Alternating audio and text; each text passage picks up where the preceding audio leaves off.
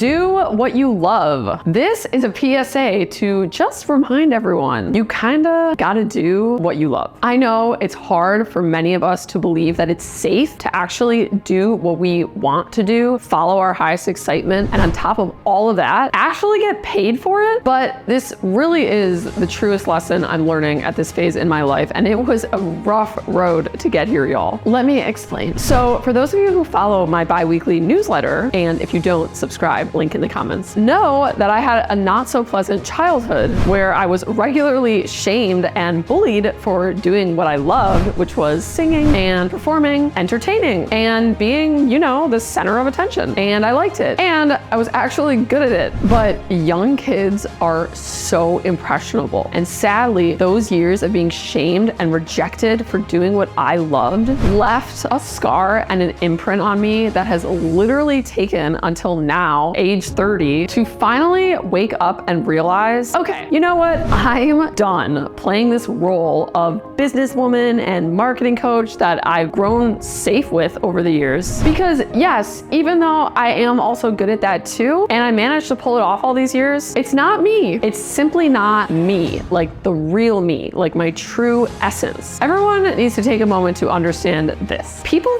think your experiences shape your beliefs, but it's really our beliefs that shape our experiences. It's only once as a child, first, that you have an experience that shapes a belief. That's the only time. But once that belief is set and concrete in your brain, which happens as small children, that belief steers the ship. That belief will lead you into situation after situation to manifest that existing belief. In my early 20s, when I went for it with music and decided to muster up the courage to go for my dream anyways, despite not having support from my family, I still ended up manifesting relationships that would discourage my vision and steer me away from the arts to learn more practical skills and develop a more long-term stable career. Once again, my belief was validated that music and the arts just wasn't an option for me. So I didn't listen to my heart, I listened to them. And that's how I ended up stumbling down the path of video and social media and marketing, which I am really grateful for because it taught me a lot. But in the end, this year broke me. This year, I hit my final breaking point with running an online program and being a marketing consultant because one, money didn't come to me as easily as it once did selling these offers. And two, that little girl inside me that I buried away a long time ago just couldn't take being shoved down anymore. She finally has began to bust through and I can't ignore it anymore. And it was just this weird realization where I was finally just like, okay, if I'm doing all the practical career things people told me to do and I'm giving it my all and I'm still struggling to bring in money and make it all happen, well, maybe this just isn't for me. Why am I working my ass off in something I don't even really like to make money? I might as well go back to doing what I like and what I'm passionate about and risk the struggle there if I'm gonna be struggling anyways. And it took a long time for me to get here. I recently read this book called Healing the Soul of a Woman by Joyce Meyer, which is so good, ladies, by the way, pick it up, where she talks about if God wants something for you, it will be easy. And if you think something is for you and you are struggling over and over again trying to make it happen, well, guess what? God probably doesn't want that for you. It's actually a blessing that that didn't work out because God is veering you back on the right path in the right direction, the path that is suited for your spirit.